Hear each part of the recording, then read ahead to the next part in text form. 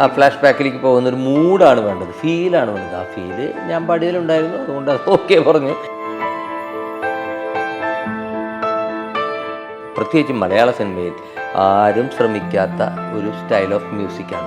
ഗുഡുലാണല്ലോ release ഗുഡുല entertainments release ചെയ്തിരിക്കുന്നത്.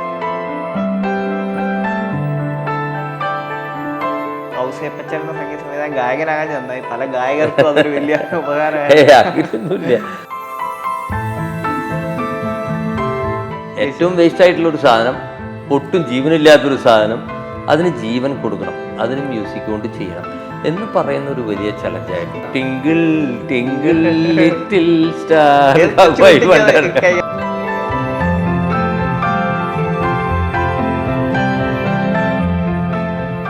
മലയാള സിനിമയിൽ സംഗീത സംവിധാന രംഗത്ത് 4.5 പതിറ്റാണ്ടുകൾ പിന്നിടുന്ന the legendary music director Ouseppachan സാറാണ് നമ്മളോടൊപ്പം. സ്വാഗതം സാർ. നമസ്കാരം സാർ. എന്തൊക്കെയാണ് പുതിയ വിശേഷങ്ങൾ? പുതിയ വിശേഷം എപ്പോഴും എന്നും പുതിയത് തന്നെ. നമുക്ക് അങ്ങനെ പ്രത്യേകിച്ച് എല്ലാം നല്ല വിശേഷങ്ങളായിട്ട് എടുക്കുക എന്നുള്ളതാണ്. ഇപ്പോൾ ഏറ്റവും പുതിയതായിട്ടെന്ന് പറഞ്ഞു കഴിഞ്ഞാൽ ഇതുവരെ എന്ന് പറഞ്ഞ സിനിമ.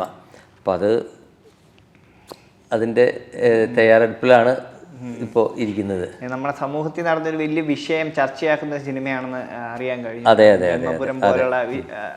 അതൊരു വല്ലാത്ത ഒരു നിമിത്തമാണ് ശരിക്കും പറഞ്ഞു കഴിഞ്ഞു കഴിഞ്ഞാൽ. എനിക്ക് തോന്നുന്നത് ഈ ഒരു സബ്ജക്റ്റ് അദ്ദേഹത്തിൻ്റെ മനസ്സിൽ ഓൾറെഡി വേറെ എവിടെ നിന്നോ അദ്ദേഹം ഇൻസ്പയർ ചെയ്ത്, അല്ലെങ്കിൽ നമ്മുടെ ജീവിതത്തിൽ ഉണ്ടാകുന്ന ഒരുപാട് അനുഭവങ്ങൾ കേട്ടറിവ് അനുഭവങ്ങൾ വെച്ച് അദ്ദേഹത്തിൻ്റെ മനസ്സിലൊരു ത്രെഡ് വന്നു. പക്ഷെ അതിൻ്റെ ഒരു കോയിൻസിഡൻസാണ്. ഇദ്ദേഹം ഈ പടം ചിന്തിക്കുന്ന സമയത്താണ് ഇവിടെ ബ്രഹ്മപുരത്ത് ഈ സംഭവം ഉണ്ടാവുന്നത്.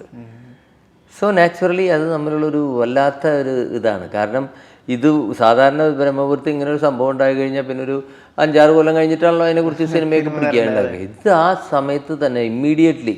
അപ്പോൾ ഇതിൻ്റെ കഥ ഇങ്ങനെ ഒരു സബ്ജക്റ്റ് പറയുമ്പോൾ ഇതിപ്പോൾ പേപ്പറിൽ അന്നും കൂടി ന്യൂസ് ഉണ്ട്. അതിനെക്കുറിച്ച് സിനിമ അതിനെക്കുറിച്ച് സിനിമ എടുത്തു കഴിഞ്ഞതിന് ശേഷം എന്നെ വിളിക്കുന്നത്. കാരണം റീ റെക്കോർഡിങ് ബാക്ക്ഗ്രൗണ്ട് ചെയ്യാനായിട്ട്. അപ്പം ഞാനിത് എന്തൊരു അത്ഭുതമാണ്. ചില കാര്യങ്ങൾ അങ്ങനെയാണല്ലോ. നമ്മൾ മറ്റേ ഒരു സിനിമ കണ്ടിട്ടില്ലേ, അതാണ് ന്യൂഡൽഹി അല്ലേ ഇത്,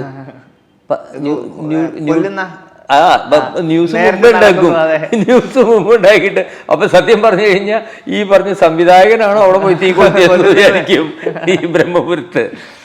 അങ്ങനെയൊക്കെ എനിക്ക് ഞാൻ അതിൻ്റെ ഇത് സർക്കാസ്റ്റിക്കായിട്ട് പറഞ്ഞതേ ഉള്ളൂ.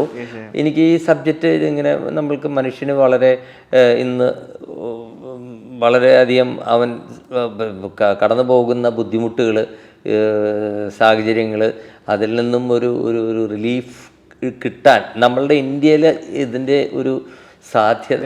കുഴപ്പം എന്താണെന്ന് വെച്ച് കഴിഞ്ഞാൽ നമുക്ക് ചെറുപ്പം തൊട്ടേ നമ്മുടെ സിസ്റ്റം അങ്ങനെ ആയിപ്പോയി.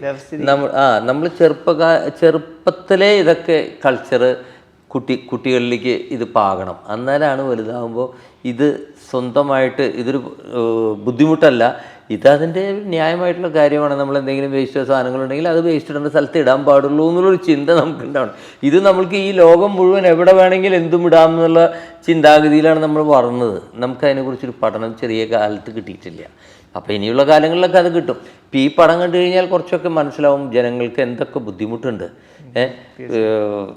കളയുന്നവനൊന്നും അറിയുന്നില്ല, അപ്പോൾ ഒരു വേസ്റ്റ് അങ്ങോട്ട് ഇടുന്നു.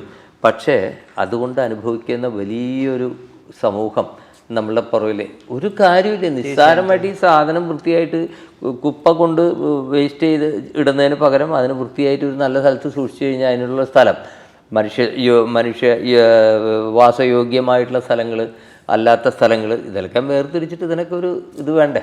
അപ്പം അത് നമ്മൾക്ക് നമ്മൾ പിന്നെ പുറകിലോട്ടാണ് അതിൻ്റെ കാര്യങ്ങൾ. നമ്മളത് ഇപ്പോഴത്തെ അപ്ഡേറ്റ് ആയിട്ട് അതിനുള്ള ഒരു രീതികളൊന്നും നമ്മൾ ഇനിയിപ്പോൾ സ്വീകരിച്ച് വന്നുകൊണ്ടിരിക്കുകയാണ്.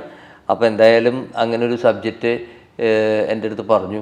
അപ്പോൾ അതിൽ ഞാൻ ഏറ്റവും കൂടുതൽ ബുദ്ധിമുട്ടിയത് എന്താണെന്ന് വെച്ച് കഴിഞ്ഞാൽ നമുക്ക് മനുഷ്യന്മാർക്ക് വേണ്ടിയിട്ട് സംഗീതം ചെയ്യാം, മൃഗങ്ങൾക്ക് വേണ്ടിയും ചെയ്യാം, പിന്നെ പ്രകൃതിക്ക് വേണ്ടി ചെയ്യാം, അതേപോലെ ഒരുപാട് കാര്യങ്ങൾ, സ്പോർട്സ് ഉണ്ടെങ്കിലും ശരി, റൊമാൻസ് ആണെങ്കിലും ശരി, വൈകാരിക നിമിഷങ്ങൾ, ഇതെല്ലാത്തിനും. പക്ഷേ നിർജീവമായി കിടക്കുന്ന ചവറൂനയ്ക്ക് മ്യൂസിക് ചെയ്യാന്ന് പറഞ്ഞു കഴിഞ്ഞാൽ ദാറ്റ് ഈസ് വെരി ടഫ്. ഭയങ്കര ടഫാണ്. Challenging. It was very challenging. അതിന് നമ്മൾ ആ ചവറുകൂനയ്ക്ക് ഒരു ജീവൻ നമ്മൾ കൊടുക്കണം.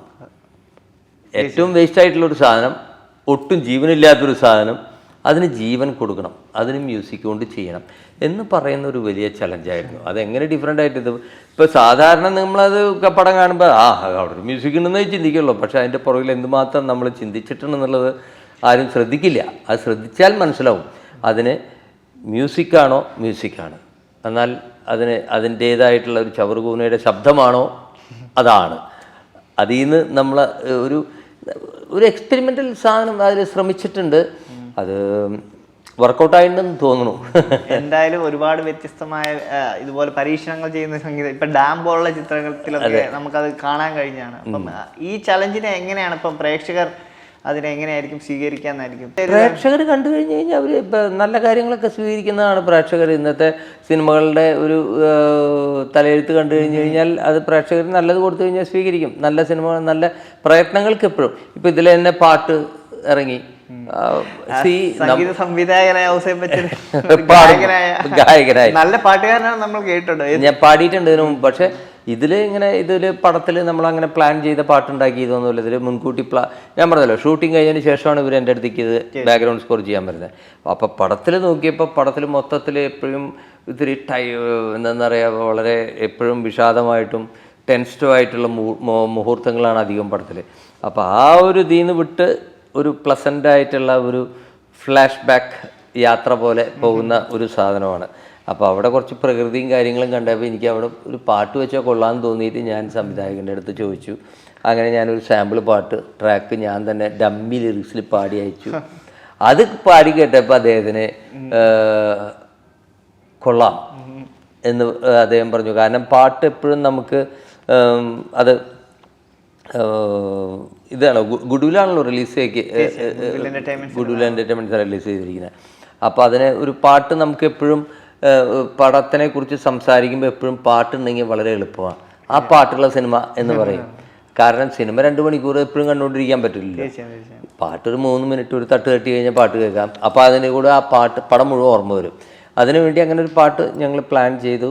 അത് ട്രാക്ക് പാടിയപ്പോൾ പിന്നെ അതിൻ്റെ സംവിധായകൻ പറഞ്ഞു, എന്നാൽ അത് ഞാൻ തന്നെ പാടിയ പോലെ. കാരണം നമുക്കിതിന് പ്രത്യേകിച്ച് ഇത് ഒരു ക്യാരക്ടർ പാടുന്നതൊന്നുമല്ലോ. ഫ്ലാഷ് ബാക്കിലേക്ക് പോകുന്ന ഒരു മൂഡാണ് വേണ്ടത്, ഫീലാണ് വേണ്ടത്. ആ ഫീല് ഞാൻ പാടിയതിലുണ്ടായിരുന്നു, അതുകൊണ്ട് അത് ഓക്കെ പറഞ്ഞു. അപ്പോൾ പണി എളുപ്പമായി. പണ്ടെപ്പോഴും ആരോ പറഞ്ഞു കേട്ടുണ്ട്, ഈ ഔസേപ്പച്ചൻ എന്ന സംഗീത സംവിധാനം ഗായകനാകാൻ നന്നായി, പല ഗായകർക്കും അതൊരു വലിയ ഉപകാരമായി. അങ്ങനെയൊന്നുമില്ല.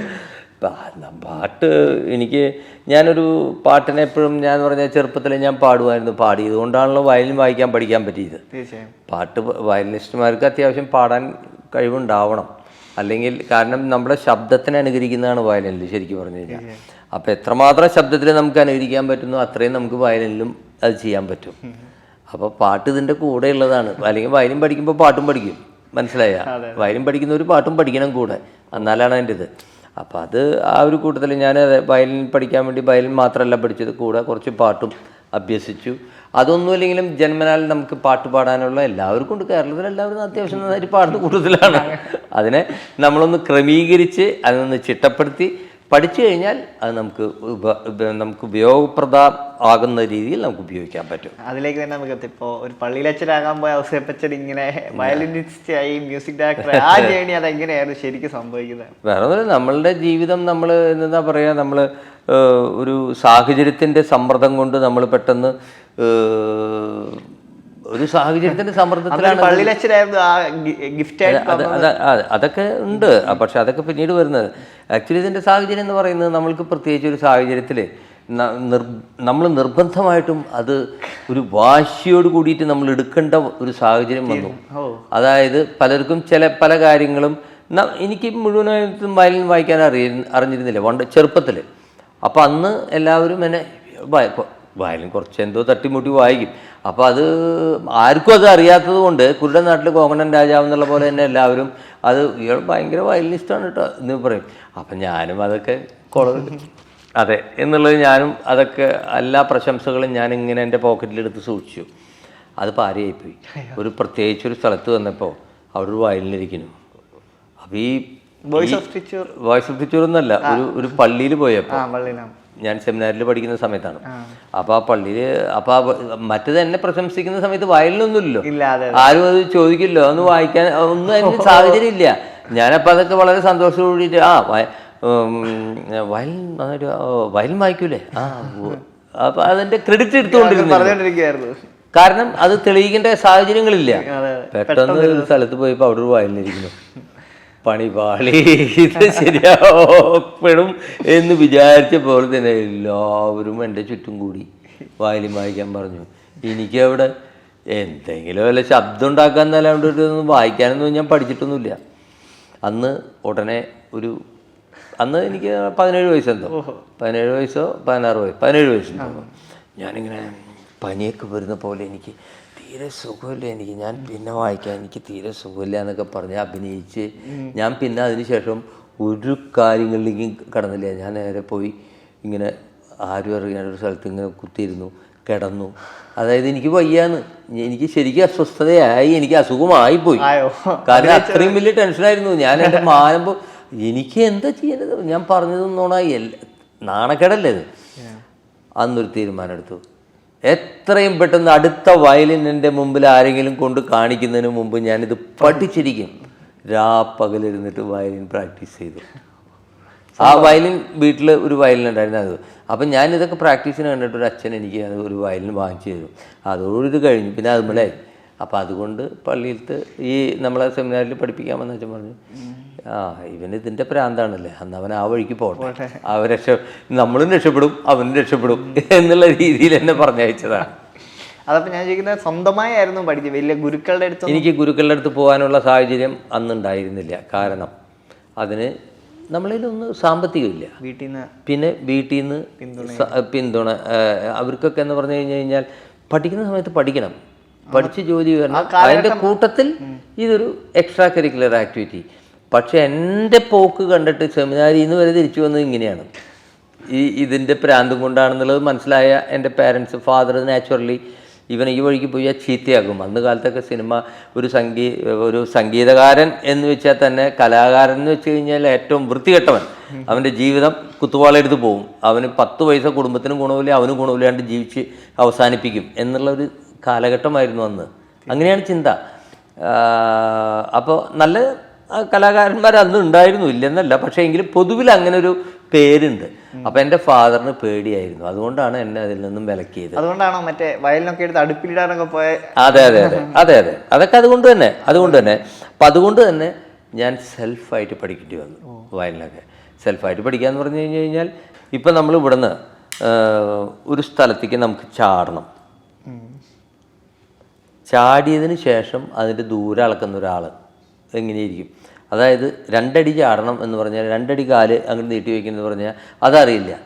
പക്ഷേ 2 അടി നമ്മൾ ചാടിയതിന് ശേഷം ഇത് എത്രയാണെന്ന് നോക്കി, അപ്പോൾ 2 അടിയാണെന്ന് മനസ്സിലായി. അപ്പം ഞാൻ പഠിക്കുകയാണെന്ന് 2 അടി കാലെടുത്ത് വയ്ക്കണമെങ്കിൽ ഇത്ര മാത്രം സ്ട്രെച്ച് ചെയ്യണം, ഇത്ര ചാടണം. ഇതാണ് ശരിക്കും 2 അടി ആദ്യം പഠിച്ചു കഴിഞ്ഞാൽ 2 അടി ചാടാം. പക്ഷേ ഞാൻ ചാടിയതിന് ശേഷം ഇത് 2 അടിയാണെന്ന് മനസ്സിലാക്കുകയും പിന്നീട് 2 അടി ചാടാൻ എങ്ങനെ ചാടണം, ചാടിയതിനു ശേഷം അതെങ്ങനെ 2 അടിയാണെങ്കിൽ എങ്ങനെ ചാടണം, 3 അടിയാണെങ്കിൽ എങ്ങനെ ചാടണം, 4 അടിയാണെങ്കിൽ എങ്ങനെ ചാടണം, ഇതൊക്കെ പിന്നീട് പഠിച്ച പോലെ വയലിനിൽ ആദ്യം സംഗീതം അങ്ങോട്ട് വായിക്കുകയാണ്. വായിച്ചതിന് ശേഷം ഇതിൻ്റെ നൊട്ടേഷൻ, സാധാരണ നൊട്ടേഷൻ പഠിച്ചിട്ടല്ലേ സംഗീതം അത് വായിക്കുക. ഇത് അതിന് പകരം ആദ്യമേ വായിച്ചു നൊട്ടേഷൻ അതായത് നമ്മളെ കാതിൽ നമ്മളുടെ അറിഞ്ഞ സംഗീതം വായിക്കുന്നു. വായിച്ചതിന് ശേഷം ആ വായിക്കുന്ന നോട്ടുകൾ വായിക്കുന്നു വെച്ചിട്ട് അതിനെന്താണ് സ്വരം എന്നുള്ളത് തിരിച്ച് ഓപ്പോസിറ്റ് പഠിക്കുകയാണ് ചെയ്തത്. ഓപ്പോസിറ്റ് പഠിക്കാൻ, അതെ. ഇപ്പോൾ തരാര എന്ന് വായിച്ചു, അത് അറിയാം നമ്മൾ വായിച്ചു. സാധാരണ പഠിക്കുന്നവർ സ രി ഗ എന്ന് പഠിക്കും. ഇനി സരിഗ വായിച്ചേ, സരിഗ, അതാണ് സരിഗ, ഓക്കെ, അപ്പം സരിഗ വായിച്ചു. പക്ഷെ ഇത് അതല്ല ഉണ്ടായിരുന്നു, ഞാൻ വായിച്ച സാധനം ഏതാണെന്ന് അതെന്താണെന്നുള്ളത് ഇത് ആദ്യത്തെ സായാണ്, പിന്നെ വായിച്ച ഡിയാണ്, പിന്നെ ഗായാണ്, അങ്ങനെ വായിച്ച് കഴിഞ്ഞിട്ട് നേരെ അതിൻ്റെ നൊട്ടേഷൻ പഠിച്ചത്. ഈ വായിച്ച എനിക്കറിയാവുന്ന മ്യൂസിക്കിൻ്റെ ശബ്ദം വരണമെങ്കിൽ, ഇനിയൊരാൾ വായിച്ചാൽ വരണമെങ്കിൽ ഇതായിരിക്കും അതിൻ്റെ നൊട്ടേഷൻ എന്നുള്ളത് അങ്ങനെ പഠിക്കുകയാണ് ചെയ്തത്. തീർച്ചയായും. അപ്പോൾ അങ്ങനെ എന്തായാലും ആ ചാട്ടം ചെന്നെത്തിയത് കൃത്യമായ സ്ഥലത്തിന് ലോകം അറിയുന്ന ഒരു വലിയ വയലിനിസ്റ്റ് ആയി. ആ ഒരു വയലിനിസ്റ്റ് എന്നുള്ള ഒരു വയലിനിസ്റ്റ് എന്ന് പറഞ്ഞാൽ നമ്മളുടെയൊക്കെ എൻ്റെയൊക്കെ അവിടെയും ദൈവത്തിൻ്റെ ഓരോ മാറ്റങ്ങൾ നമ്മളെ പദ്ധതികളാണ്. ഞാൻ ലോകം അറിയപ്പെടുന്ന ഒരു വയലിനിസ്റ്റ് ആവാൻ തന്നെയായിരുന്നു എൻ്റെ ഒരു ആഗ്രഹം, പാഷൻ അതായിരുന്നു. പക്ഷേ പകുതിയിൽ വെച്ച് എന്നെ വലിച്ച് അത് സംഗീത സംവിധാനത്തിലേക്ക് ഡൈവേർട്ട് ചെയ്തു. അത് തന്നെയായിരുന്നു കാരണം. ഇപ്പോൾ കാതോട് കാതാരത്തിൽ എത്തുമ്പോൾ അതിനകത്തെ ക്യാരക്ടർ ഒരു വയലിനിസ്റ്റ്. അപ്പൊ ഭരതൻ സാറിന് ആദ്യം തന്നെ ഔസേപ്പച്ചൻ സാറിനെ ആയിരിക്കുമോ അപ്പം മനസ്സിൽ വന്നു ആ കഥാപാത്രം ചെയ്യുന്ന ഒരു കഥയായതുകൊണ്ട്? അതിനൊക്കെ മുമ്പ് കാതോട് കാതോരത്തിനൊക്കെ വളരെ വർഷങ്ങൾക്ക് മുമ്പ് 1978 ആരവം എന്ന് പറഞ്ഞൊരു സിനിമ ഉണ്ടാക്കിയപ്പോൾ എന്നെ കണ്ടുകൊണ്ടാണ് അതിലൊരു കഥാപാത്രം ഫുൾ ടൈം വയലിൻ വായിച്ചു കൊടുക്കുന്നുണ്ട് ഒരു കഥാപാത്രം അദ്ദേഹത്തിന്റെ മനസ്സിൽ രൂപപ്പെട്ടത്. അങ്ങനെ തന്നെ അതിന് ആ സൗഹൃദം എങ്ങനെയായിരുന്നു അത്? അല്ല, അന്ന് മദ്രാസിൽ അധികം വേറെ ആൾക്കാരൊന്നുമില്ലല്ലോ. ഞങ്ങൾ കുറച്ച് എന്താ പറയുക, ഞാനും ജോൺസണും ഉള്ളൂ, അന്ന് 2 പേരേ ഉള്ളൂ. പിന്നെ വളരെ വർഷങ്ങൾക്ക് മുമ്പ് സെറ്റിലായിട്ടുള്ള ചില മലയാളികളുണ്ട്. പക്ഷേ പുതിയ തലമുറയിലെ അന്നത്തെ ന്യൂജൻ ഞങ്ങൾ 2 പേരേ ഉള്ളൂ അവിടെ. അപ്പോൾ ഭരതേട്ടൻ അവിടെ ഓൾറെഡി ദേവരാജ മാഷ് അവിടെ റെക്കോർഡിങ്ങിന് ദേവരാജ മാഷ് അടുത്താണ് ഞങ്ങൾ വായിക്കുന്നത് ഞങ്ങൾ ചെന്ന സമയം. അപ്പോൾ അന്ന് അവിടേക്ക് പടങ്ങളുടെ വർക്ക് ഡയറക്ടറായിട്ട് ഭരതേട്ടൻ വരും. ഭരതേട്ടൻ വരുമ്പോൾ ഈ 2 മലയാളികളെ കാണും. പ്രത്യേകിച്ച് ഞാൻ തൃശ്ശൂർക്കാരൻ, ഞങ്ങൾ 2 തൃശ്ശൂരായതുകൊണ്ട് ഭരതേട്ടൻ കൂടുതൽ സൗഹൃദം. എന്തുട്ര നീ ഇവിടെ നിൽക്കണേ എന്നൊക്കെ പറഞ്ഞിട്ട് നമ്മളുടെ അടുത്ത് വളരെ. ഈ വോയിസ് ഓഫ് തൃശ്ശൂരിലെ പെർഫോമൻസ് ഒക്കെ ഭരതേട്ടൻ ശ്രദ്ധിച്ചിട്ടുണ്ടോ? ഇല്ല, അതറിയില്ല. ഭരതേട്ടൻ അറിയില്ല. ഭരതേട്ടൻ അതിനൊക്കെ മുമ്പ് വോയിസ് ഓഫ് തൃശ്ശൂരായിട്ട് ബന്ധമില്ല. പക്ഷേ ഞങ്ങള് തൃശ്ശൂർക്കാരാണ്. ഈ 2 തൃശ്ശൂർക്കാർ ഇവിടെ മദ്രാസിൽ എന്തിനു വന്ന് ഇങ്ങനെ ദേവരാജൻ മാഷ കൂടെ വയലിൻ വായിക്കുന്നു. കൊള്ളാലോ, തൻ്റെ നാട്ടിൽ നിന്ന് വന്നിട്ടുള്ള ആൾക്കാർ ഇവിടെ വയലിൻ വായിക്കുക, ഇതൊക്കെ കാണുമ്പോൾ ഉണ്ടാകുന്ന ഒരു കൗതുകം. അതിനു മുമ്പ് ഒരിക്കലും കണ്ടിട്ടേ ഇല്ല അങ്ങനത്തെ ആരെയും നമ്മുടെ നാട്ടിലൊക്കെ തെലുങ്കന്മാരും തമിഴന്മാരാ. അപ്പം മലയാളികൾ ഈ ഒരു ഫീൽഡിൽ ആദ്യമായിട്ട് കണ്ടപ്പോൾ ഞങ്ങളോട് ഭയങ്കര ഇഷ്ടം തോന്നി, ഭയങ്കര പ്രിയം. അപ്പോൾ ആ സമയത്ത് ഞാൻ എപ്പോഴും ഈ വയലിൻ വായിച്ച് നടക്കുന്നത് ഒരു പതിവുള്ളത് കൊണ്ട് അദ്ദേഹം നല്ലൊരു പെയിൻറ്ററാണ്, സ്കൾപ്ചറാണ്. അപ്പോൾ അദ്ദേഹം ഒരാളുടെ ഷേപ്പോ അയാൾ ചെയ്യുന്ന പരിഹാരം നോക്കുമ്പോൾ അദ്ദേഹത്തിൽ നിന്നൊരു വിഷൻ കിട്ടും. ആ വിഷ്വൽ വെച്ചിട്ടാണ് ഒപ്പം അന്ന് ഫിറ്റ്ലർ ഓൺ ദ റൂഫ് എന്ന് പറഞ്ഞൊരു വേൾഡ് ഫേമസ് ഭയങ്കര വലിയ പടം, ക്ലാസിക് പടം ഉണ്ടായിരുന്നു അത്. അപ്പോൾ ആ പടത്തിൽ ഇതേപോലെ ഒരു സിംബോളിക് വയലിനിസ്റ്റ് ഉണ്ട്. അപ്പോൾ തൻ്റെ പടത്തിലും അതേപോലെ ഒരു സിംബോളിക് ആയിട്ടൊരു വയലിനിസ്റ്റിനെ അദ്ദേഹം പ്രതിഷ്ഠിച്ചു. അത് ഞാനായിപ്പോയി. അതാണ് ബന്ധം. ആ ബന്ധമാണ് പിന്നീട് ഞങ്ങളെ തുടർന്ന് സൗഹാർദ്ദം ഉണ്ടാവാനും പിന്നെ അദ്ദേഹത്തിൻ്റെ മറ്റ് പടങ്ങളിലേക്ക് തന്നെ വിളിക്കുന്നത്. ഈ കാതോട് കാതോരം ഒത്തിരി സ്പെഷ്യലാണ്. ഈ പറഞ്ഞ പോലെ അതിലൊരു മ്യൂസിക്കൊക്കെ പറയുകയാണെങ്കിൽ സത്യത്തിൽ ഇപ്പം അറിയാലോ, ഇപ്പം ഈ അടുത്തിറങ്ങിയ എന്നാത്താൻ കേസ് കൂടുതൽ പാട്ടിന് ദേവദൂതർ പാടി. മ്യൂസീഷ്യൻ എന്ന നിലയിൽ ഞാൻ ചോദിക്കുകയാണ്, ഈ അന്നത്തെ ആ മ്യൂസിക് വേണ്ടി വരുന്നു ഇന്നും ആ മൂഡ് ക്രിയേറ്റ് ചെയ്ത് എന്താണ് അതിനൊരു കാരണം? അല്ല, അതിന് കാരണം വേറൊന്നുമില്ല. സത്യത്തിൽ ഈ ദേവദൂതർ പാടി എന്നുള്ളത് അന്ന് അതുവരയ്ക്കും സിനിമയിൽ ആരും, പ്രത്യേകിച്ച് മലയാള സിനിമയിൽ ആരും ശ്രമിക്കാത്ത ഒരു സ്റ്റൈൽ ഓഫ് മ്യൂസിക്കാണ്. മലയാളത്തിൻ്റെതായുള്ള ശൈലികൾ പോകുന്നു. അതിൻ്റെ തന്നെ പുതിയ അടുത്തടുത്ത് വരുന്ന അപ്ഡേഷൻസാണ് നടന്നുകൊണ്ടിരുന്നത്. ഇത് ടോട്ടലി വ്യത്യസ്തമായിട്ട് ഒരു റെഗേ കൈൻഡ് ഓഫ് സോങ് ഒന്നും മലയാളത്തിൽ അതുവരെ ആരും ചെയ്തിട്ടില്ല. അപ്പോൾ അതൊരു എക്സ്പെരിമെൻറ്റ് ചെയ്യാനായിട്ട് നമുക്കൊരു അവസരം കിട്ടി, അത് ചെയ്തു, അത് വർക്കൗട്ടായി. അപ്പോൾ ആ ശൈലിയിൽ പിന്നെ അധികം പാട്ടുകളൊന്നും പിന്നെ വന്നിട്ടൊന്നുമില്ല അതേ ശൈലിയിൽ. അപ്പോൾ അതിലുള്ള വേരിയേഷൻ എന്താ പറയുക, കുറേ കാലത്തേക്ക് നിൽക്കും. ചില യുണീക്ക് സാധനങ്ങൾ വന്നു കഴിഞ്ഞാൽ അത് പെട്ടെന്നൊന്നും ഔട്ട്ഡേറ്റഡ് ആവില്ല എന്ന് പറഞ്ഞപ്പോൾ അത് അവിടെ കിടന്നു. പിന്നെ ഇവർക്ക് ഇതൊക്കെ ഒരു നിമിത്തമാണ്, ഇവർക്ക് ആ പാട്ട് ഉപയോഗിക്കുന്നവർക്ക് തോന്നിയതാണ് അതിൻ്റെ ഏറ്റവും വലിയ പ്രത്യേകത. അപ്പം അത് വളരെ നന്നായിട്ട് വർക്കൗട്ടായി എന്നുള്ളതാണ്. ഈ ടാലൻസിനെ എപ്പോഴും തിരഞ്ഞെടുക്കുന്നതിൽ ഔസേപ്പച്ചൻ സാറിന് ഒരു പ്രത്യേക കഴിവുള്ള എപ്പോഴും തോന്നിയിട്ടുണ്ട്. ഇന്നിപ്പോൾ ഈ കാണുന്ന പല ലോക പ്രശസ്ത സംഗീതജ്ഞർ പോലും ഔസേപ്പച്ചൻ സാറിൻ്റെ കൂടെ ആയിരുന്നു അവരുടെ തുടക്കകാലത്തിൽ വർക്ക് ചെയ്തത്. ഇപ്പം ഞാൻ പറഞ്ഞു വരുന്നത് എ ആർ റഹ്മാനെ പോലുള്ളവരും ഇപ്പോൾ വിദ്യാസാഗർ അങ്ങനെയുള്ള നിരവധി പേർ, ഈ ഗോപീസും അവരെല്ലാം സാറിൻ്റെ കൂടെയാണ്. അതെങ്ങനെയാണ് അങ്ങനെ ഒരു ടീമിനെ ഉണ്ടാക്കാൻ? അത് അങ്ങനെയൊന്നുമല്ല, അതൊക്കെ വളരെ സിമ്പിളായിട്ടുള്ള കാര്യങ്ങളാണ്. ഞാനൊരു ബേസിക്കലി ഒരു മ്യൂസീഷ്യനാണ്. ഞാനൊരു വയലിനിസ്റ്റാണ്. അതായത് വയലിൻ ജസ്റ്റ് വായിച്ചിട്ട് കാശ് മേടിക്കുന്നതിലല്ല, നമ്മൾ വായിക്കുന്നതിൻ്റെ പെർഫെക്ഷൻ അത് മറ്റുള്ളവരെങ്ങനെ സാറ്റിസ്ഫൈ ചെയ്ത് കഴിഞ്ഞാൽ അതാണ് എൻ്റെ റെമ്യൂണറേഷൻ, പ്രതിഫലം. അതിനുശേഷം പൈസയുള്ളൂ. അപ്പോൾ അത്രമാത്രം ഞാൻ വയലിനെ സ്നേഹിക്കുകയും അതിൻ്റെ പെർഫെക്ഷനിലേക്ക് പോയിട്ടുണ്ട്. അത് Madras film chamber chamber orchestra എന്ന് പറഞ്ഞിട്ട് മദ്രാസ് ചേംബർ ഓർക്കസ്ട്രയുണ്ട്. അപ്പോൾ ആ ചേംബർ ഓർക്കസ്ട്രയിൽ ഞാൻ അംഗമായിരുന്നു. ജർമ്മനിയിൽ നിന്നും ലണ്ടനിൽ നിന്നും ഒക്കെ ആൾക്കാർ മ്യൂസീഷ്യൻസ് വന്ന് ഞങ്ങൾക്ക് ക്ലാസ് എടുക്കും, ഞങ്ങൾ അവരുടെ കൂടെ വായിക്കും. അപ്പോൾ ആ പെർഫെക്ഷനും അതിൻ്റെ ഇതൊക്കെ നമ്മൾ അന്നേ പഠിച്ചിട്ടുണ്ട്. അപ്പോൾ എൻ്റെ പാട്ടുകൾ വരുമ്പോഴും ഇന്നൊക്കെ ഇപ്പോൾ പെർഫെക്ഷൻ ആക്കാനായിട്ട് കമ്പ്യൂട്ടറിൻ്റെ സഹായമുണ്ട്, അന്ന് അതൊന്നുമില്ല. അന്ന് ലൈവ് റെക്കോർഡിങ് ചെയ്യണം. അപ്പം ഞാൻ എൻ്റെ മ്യൂസീഷ്യൻസിനെ വിളിക്കുക ഏറ്റവും ബെസ്റ്റ് ഫ്ലൂട്ടിസ്റ്റ് എന്ന് പറഞ്ഞാൽ, അപ്പം എൻ്റെ ആദ്യകാലങ്ങളിലൊക്കെ അധികം ഒരുപാട് പാട്ടുകൾ വായിച്ചത് നവീൻ, ഇന്ന് ബോംബെയിൽ റഹ്മാൻ്റെ കൂടെയൊക്കെ ഉണ്ടായിരുന്നു, ബോംബെയിൽ ഇന്ത്യയിലെ one of the best flutist. അതേപോലെ ഓരോ ഇൻസ്ട്രുമെൻറ്റ് വീണ വായിക്കണ പാർസാർദി, അല്ലെങ്കിൽ അന്ന് കാലത്ത് വീണ, പിന്നെ ഈ ദേവി എന്ന് പറഞ്ഞൊരു പെൺകുട്ടി വന്നു, അതിലൊരു സെക്കൻഡ് ഗ്രേഡ് ആളെ വിളിക്കാൻ top in class best class ഫ്ലൂട്ടാണ് എഴുതാനെങ്കിലും. അതുപോലെ വയലിൻസ് പിന്നെ എനിക്കറിയാം, ഞാൻ തന്നെ സെലക്ട് ചെയ്ത് ഇത്ര ആൾ ഇവർ വരണം എന്ന് നിർബന്ധിച്ച് വയലിനിസ്റ്റുമാരെ ഞാൻ തന്നെ സെലക്ട് ചെയ്തിട്ട് വിളിക്കുന്ന ആൾക്കാരോട് പറയും ഇവരെന്നെ വിളിക്കണം എന്ന് പറഞ്ഞിട്ട് വിളിപ്പിക്കും. അതുപോലെ ഓരോ ഇൻസ്ട്രുമെൻറ്റ്, ഗിറ്റാറാണെങ്കിലും ശരി, സിത്താറാണെങ്കിലും ശരി, ദ ബെസ്റ്റ്. സോ അപ്പോൾ അങ്ങനെ ബെസ്റ്റ് പോയപ്പോൾ ഞാനിപ്പോൾ നേരത്തെ പറഞ്ഞ കുറച്ച് പേരുകൾ അവരൊക്കെ അതിൽ ബെസ്റ്റാ. അങ്ങനെയാണ് അവരെ ഞാൻ അല്ലെങ്കിൽ പകരം വേറൊരാൾ വിളിച്ചാൽ പോരെ. എന്തിനാ എല്ലാവരുടെ അടുത്ത് അവർ പോയിട്ടില്ലല്ലോ പഴയ കാലത്ത്. എൻ്റെ അടുത്ത് റഹ്മാൻ ഫസ്റ്റ് എൻ്റെ കാതാടുകാതരത്തിലുണ്ട്, ദിലീപ് എന്നുള്ള പേരിൽ. പിന്നെ എനിക്ക് വെൻ ഹി പ്ലേസ് ആ ഒരു ചെറുപ്പത്തിലെ ആ ഒരു ശബ്ദം പ്രൊഡക്ഷൻ, ടോൺ പ്രൊഡക്ഷൻ, അതിൻ്റെയൊക്കെ ഉള്ളൊരു എന്താ പറയുക, മറ്റുള്ളൊരു അതേ ഇൻസ്ട്രുമെൻ്റ് തന്നെ, പക്ഷേ റഹ്മാൻ അത് വായിക്കുമ്പോൾ അതിന് ആ ഒരു ഈവൺ ഒരു ബെല്ല് പോലും അതിൽ പല സാധനങ്ങളും ആഡ് ചെയ്തിട്ട് അതിൽ ചില പ്രോസസ്സിങ് ചെയ്തിട്ട് അതിനെ ഒരു ഡിഫറെൻറ്റ് ശബ്ദമാക്കിയിട്ട് എടുക്കുന്നു. ഇതൊക്കെ നമുക്ക് ചെയ്യാവുന്നതാണല്ലോ. അപ്പോൾ വെറുതെ അവൻ തരുന്ന സൗണ്ട് ടോങ്കോ കൊട്ടുകയല്ല ചെയ്യുന്നത് റഹ്മാൻ. അതിലൊരു പുള്ളിയുടേതായിട്ടുള്ള ചേരുകൾ, റെസിപ്പി ഉണ്ടാവും. അതുകൊണ്ട് അത് കേൾക്കാൻ സുഖമാണ്. അപ്പോൾ ഇതൊക്കെ അന്ന് നോട്ടീസ് ചെയ്തിട്ടുണ്ട്. അതുപോലെയാണ് അന്ന കാലത്ത് അതേപോലത്തെ മ്യൂസീഷ്യൻസിനെയൊക്കെ ഞാൻ വിളിക്കുന്നു. കാരണം എനിക്ക് അപശ്രുതിയും ഇതൊന്നും എൻ്റെ പാട്ടിൽ വരാൻ പാടില്ല. ഒരു പെർഫെക്ഷനിസ്റ്റാണ് ഞാൻ, പെർഫെക്ഷനിസ്റ്റാണ്. അതെൻ്റെ ഒരു വലിയൊരു കുറവും കൂടിയാണ്. എനിക്ക് പലപ്പോഴും ആരോഗ്യ പ്രശ്നം ഉണ്ടാവാറുണ്ട്. കാരണം ഒരു സാധനം നമ്മൾ വിചാരിച്ച പോലെ കേട്ടില്ലെങ്കിൽ എനിക്ക് തലവേദന തുടങ്ങും, ഫിസിക്കൽ പെയിൻ വരും. എന്നാൽ അതൊക്കെ നന്നായാലോ ഇതൊക്കെ മാറുകയും ചെയ്യും. ഇപ്പോൾ ഈ ശിഷ്യന്മാരുടെ ഒക്കെ ഏതെങ്കിലും ഒരു വർക്ക് കണ്ടിട്ട് ഈ അസൂയാവഹമായി നോക്കി കണ്ടിട്ടുണ്ടോ അതിനെയൊക്കെ?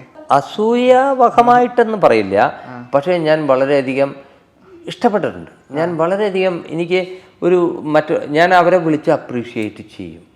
അത് തീർച്ചയായിട്ടും ഞാൻ ചെയ്യും. ഇപ്പോൾ എനിക്കൊരു സംഭവം ഇഷ്ടമായത് ഏത് പുതിയ ഇന്നിപ്പോൾ ഞാൻ ഇവിടെ വരുന്ന സമയത്ത് നാച്ചുറലി ഞാനിന്ന് സിനിമ കണ്ടു. അപ്പോൾ എനിക്കതിലെ മ്യൂസിക്, ഏതാണ് സിനിമ, മഞ്ഞുമൽ, ഞാൻ കണ്ടു. എനിക്ക് സിനിമ ഇഷ്ടമായി. ഞാൻ അതിൽ സുഷിൻ ശ്യാം. അപ്പം എൻ്റെ കൂടെയൊക്കെ മറ്റേ കീബോർഡൊക്കെ വായിച്ചിട്ടുണ്ട്, കുറച്ച് പടങ്ങൾക്കൊക്കെ വായിച്ചിട്ടുണ്ട്. എനിക്കറിയാം എൻ്റെ പഴയ 50 കൊല്ലം മുമ്പുള്ള എൻ്റെ ഒരു ബ്രദേഴ്സ് മ്യൂസിക് ക്ലബ്ബിൽ എൻ്റെ ഒരു സഹപാഠിയായിരുന്നു ഇവൻ്റെ അച്ഛൻ, ഇവൻ്റെ ഫാദർ സാം. അപ്പം അങ്ങനെ എനിക്കറിയാം. അപ്പം എൻ്റെ കൂടെയൊക്കെ വായിച്ചിട്ടുണ്ട് കുറച്ച്. അപ്പം ഞാനിത് കണ്ടപ്പോൾ എനിക്കിതിലെ മ്യൂസിക് ഇഷ്ടമായി. അപ്പോൾ എനിക്കത് ഭയങ്കര സന്തോഷമായി, സാറ്റിസ്ഫൈങ് ആണ്, അർഹതപ്പെട്ടതാണ്. അപ്പോൾ ഉടനെ ഞാൻ അവനെ വിളിച്ചു, I just appreciated him for that. അപ്പോൾ ദാറ്റ് ഈസ് ബേസിക്കലി നമ്മളത് അപ്രീഷിയേറ്റ് ചെയ്യുന്നത് നമുക്ക് അസൂയപ്പെടാൻ പോയി കഴിഞ്ഞാൽ നമുക്ക് പുതിയത് ഇഷ്ടപ്പെടാൻ പറ്റില്ല, നമുക്കൊന്നും പഠിക്കാൻ പറ്റില്ല. അസൂയപ്പെടാനേ നേരമുണ്ടാവുള്ളൂ. നമ്മൾ വെറുതെ കുത്തിയിരുന്നിട്ട് അസൂയപ്പെട്ടുകൊണ്ടിരിക്കും. അങ്ങനെ മുരടിച്ച് നമ്മൾ ചത്തുപോകും. നമ്മളെപ്പോഴും പുതിയത് കാണുമ്പോൾ നമ്മൾ കൊച്ചു പയ്യനായാലും ഇതൊക്കെ നമ്മളത് ഐ റിയലി എൻജോയ് ഇറ്റ്. പക്ഷേ അത് നന്നാവണം. നന്നായില്ലെങ്കിൽ ദേഷ്യം വരും. അങ്ങനെ പൂച്ചഭാഗ്യം കൊണ്ട് വല്ലതും ഉണ്ടായി കഴിഞ്ഞ് ഞാൻ ചിലപ്പോൾ ആരെങ്കിലുമൊക്കെ ചോദിച്ചാൽ ഞാൻ ചിലപ്പോൾ പറഞ്ഞതിരിക്കും, എന്ത് വൃത്തികേടാണ് കാണിച്ചു വെച്ചിരിക്കുന്നത് എന്നൊക്കെ പറയും. അത് എനിക്ക് കൺട്രോൾ ചെയ്യാൻ പറ്റില്ല. എൻ്റെ അഭിപ്രായം ഞാൻ തുറന്നടിക്കും. എനിക്ക് ആരെയും പേടിയില്ല.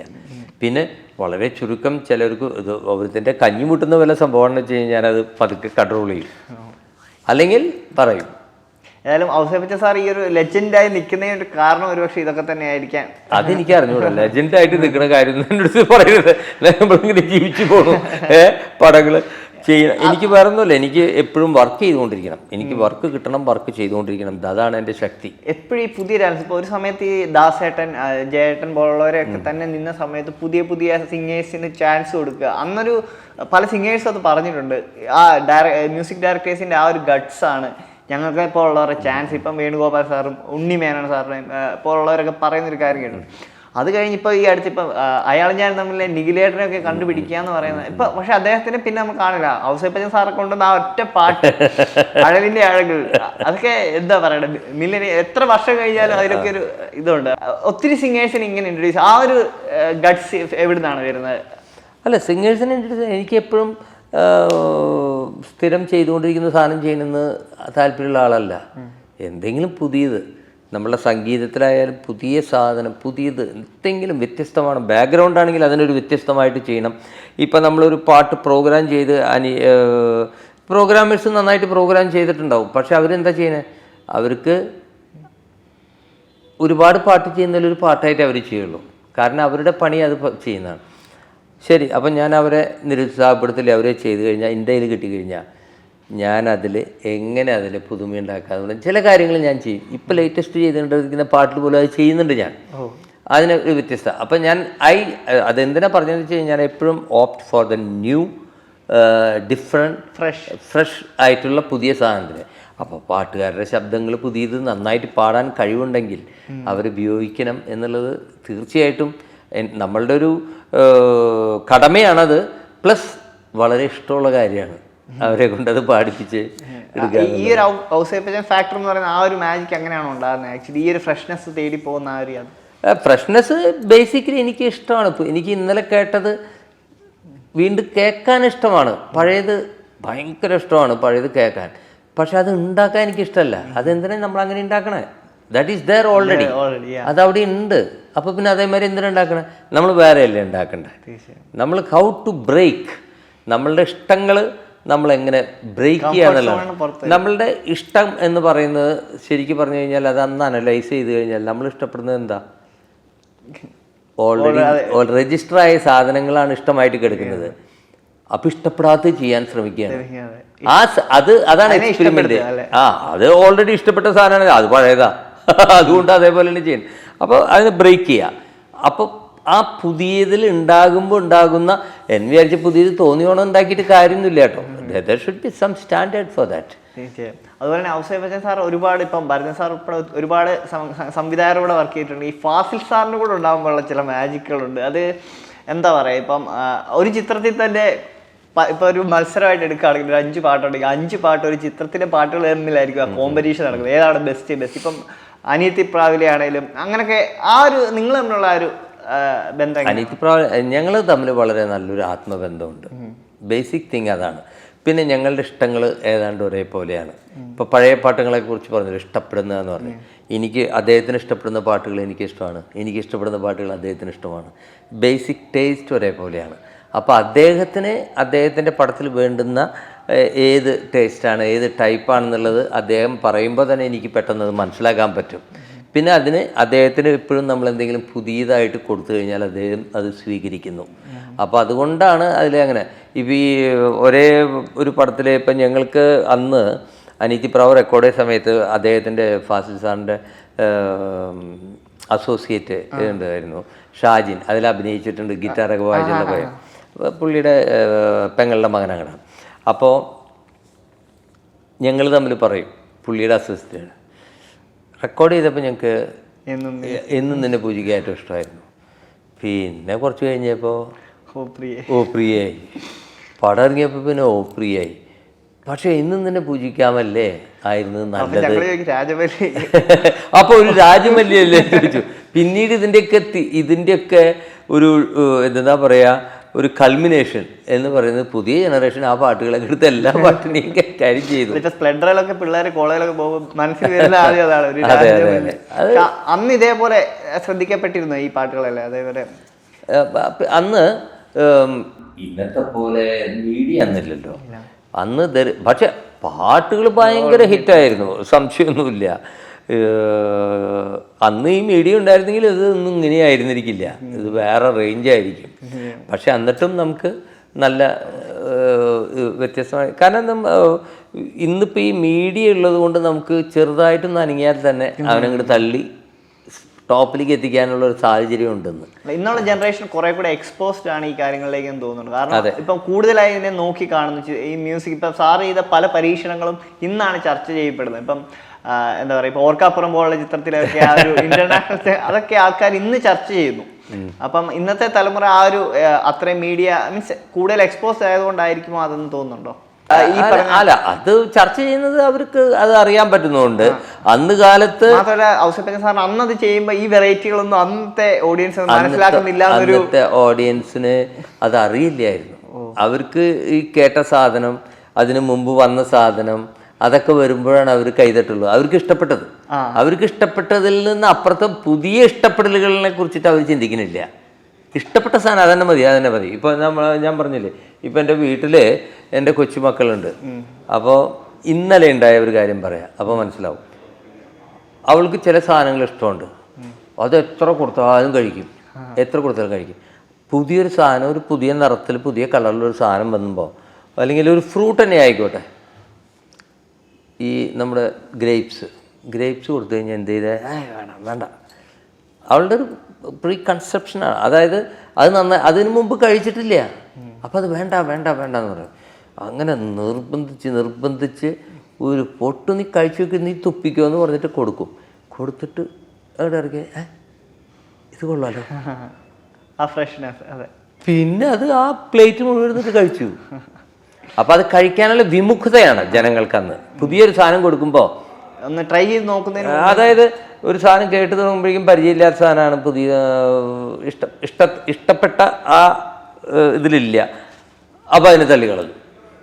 ആ ഒരു വിമുഖത അതുകൊണ്ട് തന്നെ അന്ന് അങ്ങോട്ട് ശ്രദ്ധിക്കപ്പെടാണ്ട് പോകുന്നു. അതുകൊണ്ടാണ് അന്ന് ഞാൻ ഇറങ്ങിയ കുറേ പാട്ടുകൾ ഇപ്പോഴത്തെ തലമുറ വീണ്ടും ഏറ്റെടുത്ത് പാടുമ്പോൾ എനിക്ക് അവരോടൊക്കെ ഒരുപാട് നന്ദിയുണ്ട്. കാരണം എന്ന് വെച്ച് കഴിഞ്ഞാൽ നമ്മളൊരിക്കലും നമ്മൾ ഇഷ്ടപ്പെട്ട കുറേ നമ്മുടെ പാട്ടുകളൊക്കെ അന്ന് ശ്രദ്ധിക്കപ്പെട്ടില്ല.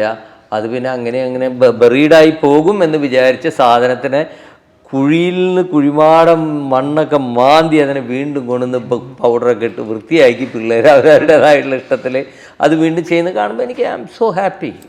അല്ലേ? ഏതായാലും ഇപ്പൊ കമൽ സാർ ഇതുപോലെ ഫാസിൽ സാറിനെ പോലെ തന്നെ എടുത്തു പറയേണ്ട ഒരാൾ, ഫസ്റ്റ് ഒരു സ്റ്റേറ്റ് അവാർഡ് ഉൾപ്പെടെ ആ പടത്തിലൂടെയാണ്. അതെ അദ്ദേഹമായിട്ടുള്ളൊരു കമലും ഞാനും ഇതേപോലെ നല്ല വേവ് ലെങ്ത്തുള്ള ആൾക്കാരാണ്.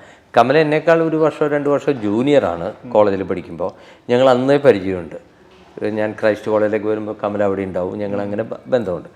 പക്ഷേ പിന്നീട് ഭരതേട്ടൻ്റെ അസോസിയേറ്റായിട്ട് കമൽ വരുന്നു, ഞാൻ എൻ്റെ ആദ്യ പടമാവുന്നു, അങ്ങനെ പരിചയപ്പെടുന്നു, അങ്ങനെ ഉണ്ണികളെ കഥ വിളിക്കുന്നു. പക്ഷേ ഓൾറെഡി നമുക്ക് വളരെ പരിചയമുള്ള ഒരു വ്യക്തി എന്നുള്ള നിലയ്ക്ക് തന്നെ ആ സൗഹാർദ്ദം പിന്നെ വളരെ ശക്തിയുള്ള സൗഹാർദ്ദമായി മാറി. പ്രത്യേകിച്ച് ആദ്യത്തെ പടത്തിലെ ഹിറ്റും അവാർഡുകളും എല്ലാം ആയപ്പോൾ അങ്ങനെ ആ ബന്ധം ഇത്.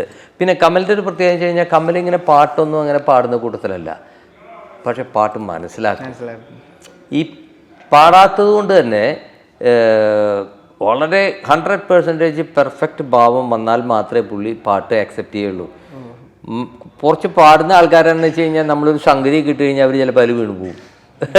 പാട്ട് മുഴുവൻ നന്നാവണമെന്നില്ല, പക്ഷേ നമ്മളൊരു സംഗതിയൊക്കെ ഇട്ടിട്ട് പതുക്കെ ഇങ്ങനെ എന്തെങ്കിലുമൊക്കെ ഒന്ന് തട്ടിപ്പ് കാണിക്കാൻ പറ്റും. പക്ഷേ കമലിൻ്റെ അടുത്ത് അത് പറ്റില്ല.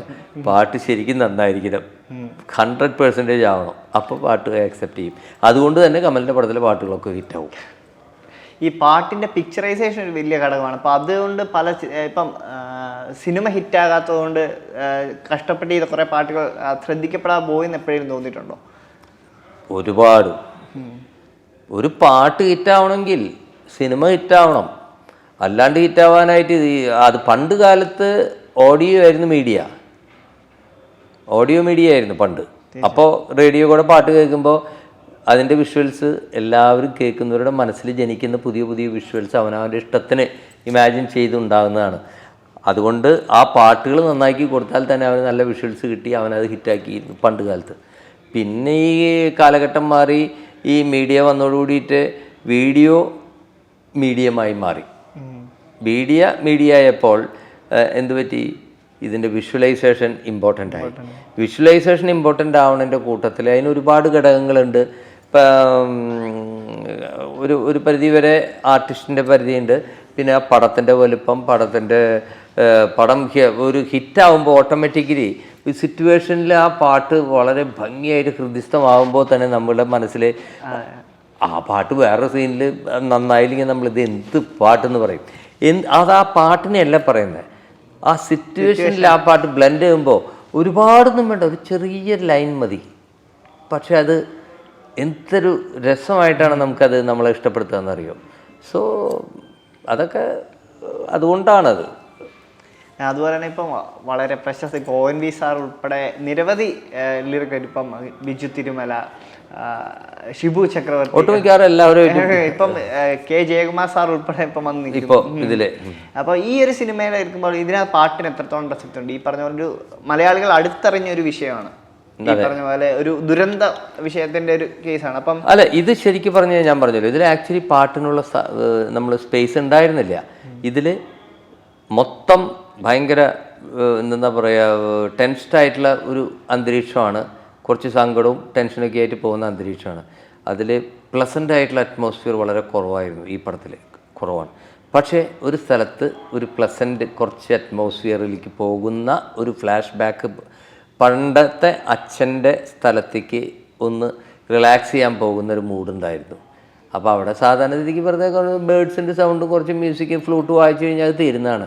പക്ഷേ വേറെ പാട്ടിന് ചാൻസ് ഇല്ലാത്തതുകൊണ്ട് ഇത് തന്നെ പാട്ടിനുള്ള ചാൻസ് എന്ന് പറഞ്ഞിട്ട് ഞാൻ പ്രൊഡ്യൂസറുടെ അടുത്ത് പറഞ്ഞിട്ട് അതിനുള്ള ഒരു ട്യൂൺ റഫായിട്ട് ഡമ്മി ലിറിക്സ് ഇട്ട് പാടി. അത് അദ്ദേഹത്തിന് ഇഷ്ടമാകുന്നു. അപ്പോൾ ഉടനെ ഡമ്മി ലിറിക്സ് മാറ്റി അതിൻ്റെ ഒറിജിനൽ ലിറിക്സ് ജയകുമാർ സാറിനെ കൊണ്ട് എഴുതിക്കുന്നു. അങ്ങനെ വർക്കൗട്ടായി. അതുപോലെ ഈ ബാക്ക്ഗ്രൗണ്ട് സ്കോർ അതിന് എങ്ങനെയാണ്? ഇപ്പം ഈ പറഞ്ഞ ഒരു വിഷയങ്ങൾ ഇങ്ങനെ ഇപ്പോൾ 2018 പോലുള്ള സിനിമയൊക്കെ ഈയിടെ ഇറങ്ങി, പ്രളയം. അപ്പം അതേപോലെ ഒരു ദുരന്തം മലയാളികൾ നേരിട്ടതാണിത്. അതിലേക്ക് പ്രേക്ഷകരിലേക്ക് കണക്ട് ചെയ്യാൻ അപ്പം പുതിയ പരീക്ഷണങ്ങൾ എന്തൊക്കെയാണ്? 2018 എന്ന് പറഞ്ഞാൽ അതിനെക്കുറിച്ച് ഞാൻ ഓൾറെഡി പറഞ്ഞു കഴിഞ്ഞു. ഇതിലെ ഏറ്റവും കൂടുതൽ നമുക്ക് ഇതിൽ ചലഞ്ചിങ് ആയിരുന്നു ഈ ചവറുകൂനയുടെ മ്യൂസിക്കാണ്. അപ്പോൾ അതിന് നമ്മൾ വ്യത്യസ്തമായിട്ടുള്ള മ്യൂസിക്കുകൾ, നമ്മൾ പല ട്രാക്സുകളും ഞാൻ കേട്ടു. അത് നമ്മൾ അതിൻ്റെ അനുകരിക്കാനല്ല, എങ്ങനെയാണ് ഇതിൽ നിന്ന് വ്യത്യസ്തമായിട്ടുള്ള സൗണ്ടുകൾ ഉണ്ടാക്കുക എന്നുള്ളതിൻ്റെ ഒരു ചെറിയൊരു ഇതിന് വേണ്ടിയിട്ട് ഞാൻ ചെർണോബിൽ എന്ന് പറഞ്ഞിട്ടൊരു പടത്തിലെ കുറച്ച് മ്യൂസിക് ട്രാക്കുകൾ കേട്ടു. എങ്ങനെയാണ് അത് ചെയ്തിരിക്കുന്നത്. വലിയ മ്യൂസിക് ഒന്നുമല്ല, അതൊരു ഡിഫറെൻറ്റ് ഫീല് അതിൽ നിന്ന് ഉണ്ടാക്കുന്നുണ്ട്. അപ്പോൾ അങ്ങനെ നമ്മൾ അത് ഇൻസ്പയർ ചെയ്തു. അതിൻ്റെ അതേപോലെ ഒന്നും മ്യൂസിക് നമ്മൾ ഉണ്ടാക്കിയില്ല. നമ്മളുടെ പടം വേറെ, അത് വേറെ. അപ്പോൾ നമ്മളുടെ പടത്തിനനുസരിച്ചിട്ട് എങ്ങനെ how we can break the rules എന്ന് പറയുന്ന പോലെ, റൂൾസ് എങ്ങനെ ബ്രേക്ക് ചെയ്യാൻ പഠിക്കുക, എന്നിട്ട് പിന്നെ റൂൾ ചെയ്യുക. അപ്പോൾ ആ പഠനം ഞാനിങ്ങനെ പല ഇതും ഞാനിങ്ങനെ അനലൈസ് ചെയ്തു. അങ്ങനെ ഇതിലേക്ക് ഒരു ഡിഫറെൻ്റ് ആയിട്ടുള്ള ഒരു മ്യൂസിക് കൊടുക്കണമെന്ന് മനസ്സിൽ പ്ലാൻ ചെയ്തു. പിന്നെ സംവിധായകന് ആ വ്യത്യസ്തമായിട്ടുള്ള മ്യൂസിക്കിൻ്റെ ഇത് പ്രസൻറ്റേഷൻ ഇഷ്ടമായി. അതുകൊണ്ട് നന്നായിട്ട് വർക്കൗട്ടായി. ഒരു ചെറിയ ചോദ്യം ബേസാണ്. ഇപ്പം ഔസേപ്പച്ചൻ സാർ ഈ അനിയത്തിമാർക്ക് ഒരു കൺസെപ്റ്റ് ഉള്ളൊരു പാട്ടുണ്ടാക്കുമ്പോൾ എന്നും അതൊരു അൾട്രാ ക്ലാസിക് എവർഗ്രീൻ സാറായിരിക്കും. ഇപ്പം കണ്ണാൻ തുമ്പി പോരാ പാടുള്ളൂ, അനിയത്തി പ്രാവിലെ, അതെന്താണ് അങ്ങനെ ഒരു സാർ? അത് മാത്രമല്ലല്ലോ, ഒരുപാട് അത് മാത്രമല്ലോ, ആകതനിലെ പാട്ടില്ലേ, മറ്റേ മഞ്ഞുമഴക്കാട്, അത് എവർഗ്രീൻ ആണ്. അത് ഇപ്പോഴും എത്ര നാൾ കഴിഞ്ഞാലും അതിപ്പോ അതും അത് എല്ലാ പാട്ടിലും അത് വരും. നമുക്ക് കണക്ട് ചെയ്യില്ല. ഉണ്ണികളെ കഥ പറയാൻ കൊച്ചുങ്ങളോടല്ലേ. ഇപ്പൊ ഇന്നുമല്ല, ഇനിയിപ്പോ നാളെയും തലമുറകൾ കഴിഞ്ഞാലും ആ കണ്ണാൻ തുമ്പി പോരാമോ ആ ഒരു ആദ്യമേ അതൊക്കെ നമ്മളുടെ ഒരു വലിയ ഒരു ഭാഗ്യമാണ്. നമുക്ക് അങ്ങനത്തെ ഒരു പാട്ടിന്റെ സിറ്റുവേഷൻ കിട്ടുക, ഒരു രണ്ട് കുഞ്ഞുങ്ങൾ തമ്മിലുള്ള ഒരു പാട്ടുണ്ടാക്കുക. നമ്മൾ അതിനോട് നീതി പുലർത്താൻ നമ്മൾ കുറച്ചും കൂടി ശ്രമിച്ചു കഴിഞ്ഞാൽ ഒപ്പം ദൈവം നമ്മളെ സഹായിക്കും. അതുകൊണ്ടാണ് അതിന് അങ്ങനെ ഒരു ഈണം കൊടുക്കാൻ തോന്നുന്നത്. ഒരു യൂണിവേഴ്സൽ പെട്ടെന്ന് മലയാളിത്തമുള്ള പാട്ടുകൾ എന്ന് പറയും. ഇപ്പൊ എന്തൊക്കെ ഇന്റർനാഷണലിനെ മലയാളത്തിലാക്കുക, അത് മലയാളിത്തം വരുന്നത് ആ ഈണത്തിലൊന്നുമല്ല, അത് ലിറിക്സ് ആണ്. നിങ്ങൾക്ക് പറയല്ലേ, twinkle twinkle little star how I wonder what you, അതിന് പാടാലോ, tinkle tinkle little star how I wonder. കൈകാര്യം ചെയ്യാം. അത് സിംപ്ലിസിറ്റിയാണ്. അപ്പോൾ അതിൻ്റെ ഒരു ഇൻസ്പിറേഷനിലാണ് ഹൗ ഒരു കൊച്ചുകുട്ടിക്ക് ഏറ്റവും ക്യാച്ച് ചെയ്യുന്ന നോട്ട്. അത് ഇൻ്റർനാഷണലി എത്രയോ വർഷങ്ങളായിട്ട് അത് നമ്മളെ തെളിയിച്ചു കൊണ്ടിരിക്കുന്ന ഒരു സംഭവമാണ്. അങ്ങനത്തെ അങ്ങനത്തെ ട്യൂണുകൾ കുട്ടികളെ അട്രാക്ട് ചെയ്യാൻ. അതുകൊണ്ട് തന്നെ നമ്മളതിനെ കണ്ണാൻ തുമ്പി എന്നുള്ള സാധനം വന്നപ്പോൾ അതിന് ഏറ്റവും മാച്ചിങ് ആയി. പിന്നെ ആ പടത്തിൻ്റെ സിറ്റുവേഷനും അതിൻ്റെ പിക്ചറൈസേഷനും എല്ലാം കൂടി വന്നപ്പോൾ അത് 3 പ്രാവശ്യം റിപ്പീറ്റ് ചെയ്യുന്നുണ്ട് പടത്തിൽ. അപ്പോൾ അതൊക്കെയാണ് അതിൻ്റെ ഒരു ഇത്. ഏതായാലും ഔസേപ്പച്ചൻ സാറിൻ്റെ ഒരു നല്ല പാട്ടോടെ നമുക്ക് ഈ അഭിമുഖം അവസാനിപ്പിക്കാമെന്ന് തോന്നുന്നു. നിങ്ങൾക്ക് ഇഷ്ടമുള്ള എന്തോ ഇത്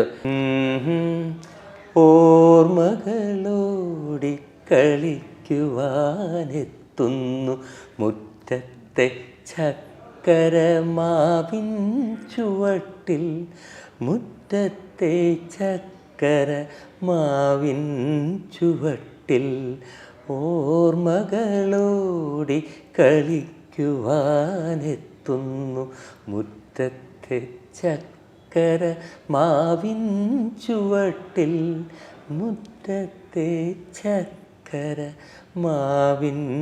ചുവട്ടിൽ. വളരെ നന്ദി. ഏതായാലും പുതുമകൾ തേടി പോകുന്ന പുതിയ ഔസേപ്പച്ചൻ മാജിക്കുകൾ നമുക്കിനിയും ലഭിക്കട്ടെ എന്ന് പ്രതീക്ഷിക്കാം. വളരെ നന്ദി സാർ. Thank you. ഓക്കെ.